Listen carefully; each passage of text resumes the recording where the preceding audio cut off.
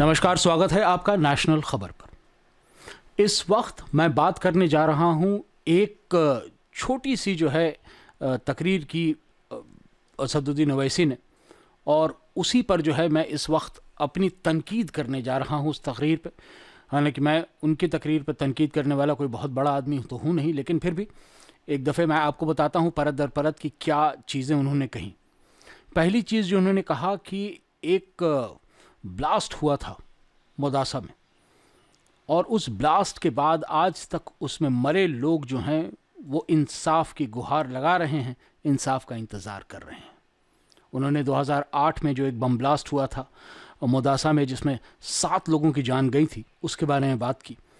वैसे AIMIM के president और मेंबरान पार्लियामेंट जो हैं असदुद्दीन ओवैसी, वो अब अगले दौर के लिए तैयार हो चुके हैं। गुजरात में अच्छी एक शुरुआत मिली है, लेकिन इस शुरुआत को लेकर के ये नहीं माना जाना चाहिए कि ये सब चीज़ें जो हैं अब ठीक हो जाएंगी। अब मोदासा की म्यूनिसिपैलिटी इलेक्शन आने वाले हैं, और उसमें जो है उन्होंने बहुत साफ तौर पे कहा है कि जो जीत है उसे आगे बढ़ाना है। 12 कैंडिडेट हैं कुल मिलाकर के, 3 वार्ड में इलेक्शन लड़े जा रहे हैं मोदासा के म्यूनिसिपैलिटी में। और इलेक्शन यानी कि जो इंतखाबात हैं उनकी तारीख है फरवरी 28।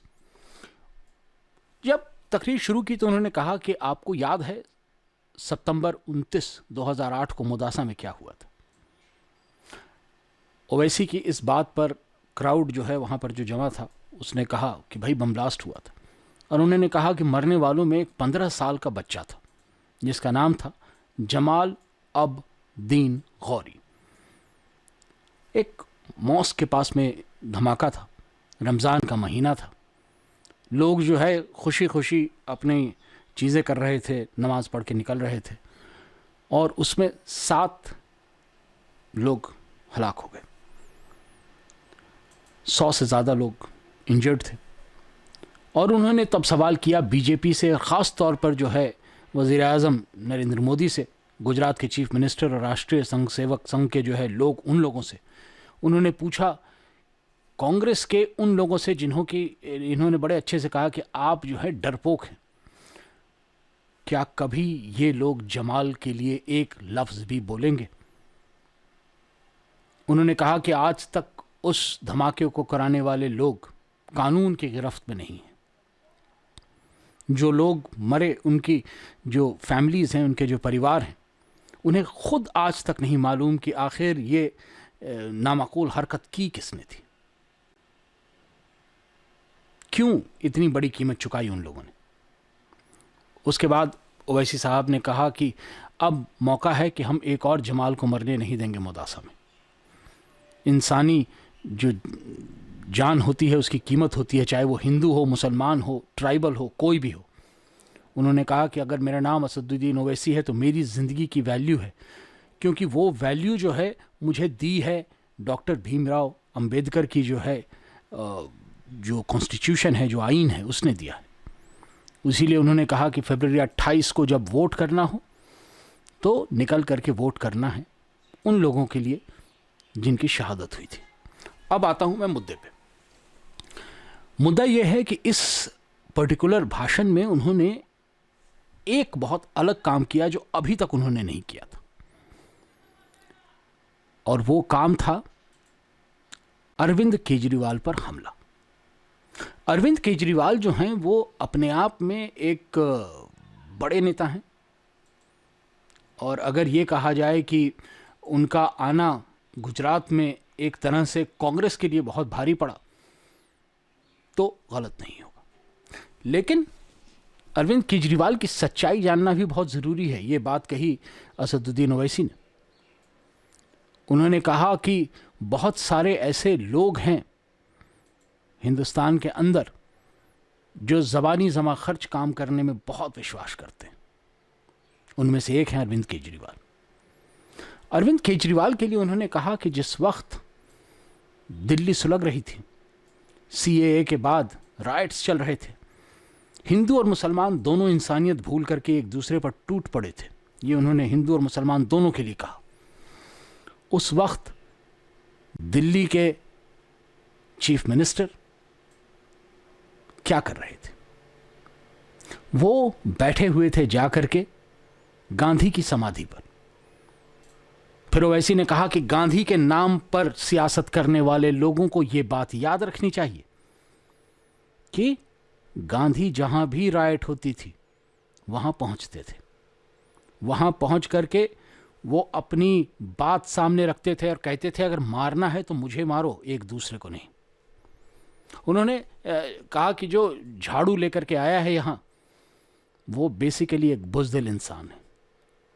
उसमें इतना हौसला नहीं है कि जो लोग मरते हैं उनके परिवारों की आंखों में आंख डाल करके बात कर सके और बता सके कि उन्हें इंसाफ मिलेगा। जिस वक्त तबलीगी जमात को जो है पूरी तरह से नेस्त नाबूद करने की एक बहुत ही गंदी साजिश चल रही थी, कोरोना जिहाद की बात हो रही थी दिल्ली में, उस वक्त कांग्रेस, बीजेपी और आप तीनों खामोश थे।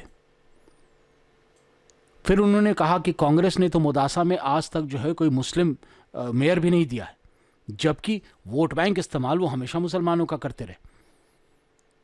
ये कांग्रेस जो कि खुद को बताती है कि हिंदुस्तान के मुसलमानों की रहनुमा है, वो मुसलमानों को सिर्फ कमज़ोर करने का काम करती हैं और मुसलमानों की जो पॉलिटिकल वॉइस है, मुसलमानों की जो पॉलिटिकल एस्पिरेशन है, मुसलमानों की जो पॉलिटिकल पावर है, इन तीनों चीज़ों से महरूम करने की कोशिश करती है।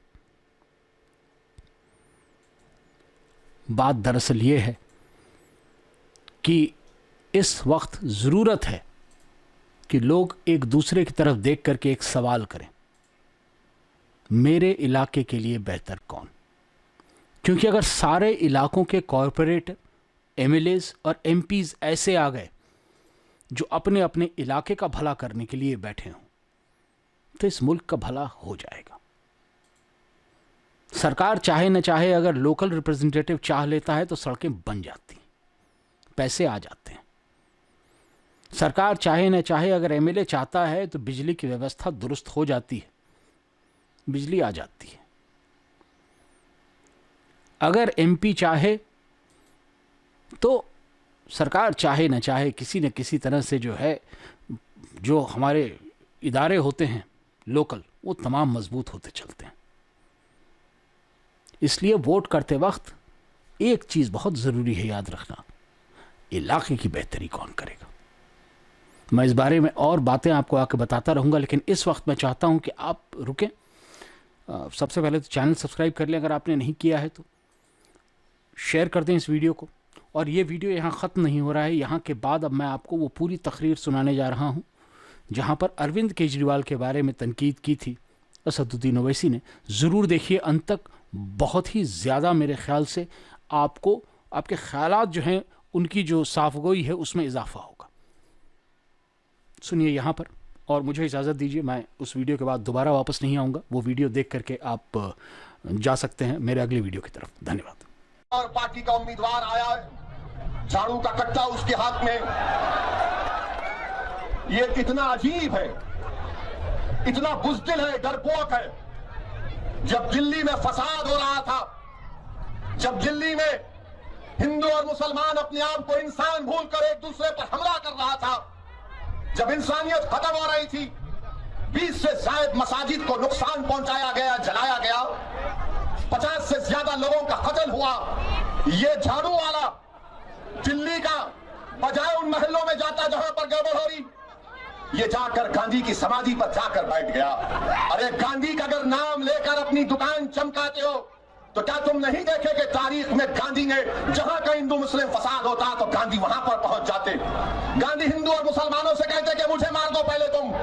क्या तुमने नहीं देखा कि गांधी ने भूख हड़ताल की थी कि मैं उस वक्त तक अपनी भूख हड़ताल खत्म नहीं करूंगा जब तक कि हिंदू और मुसलमान अपने आप को मारना खत्म नहीं करेंगे।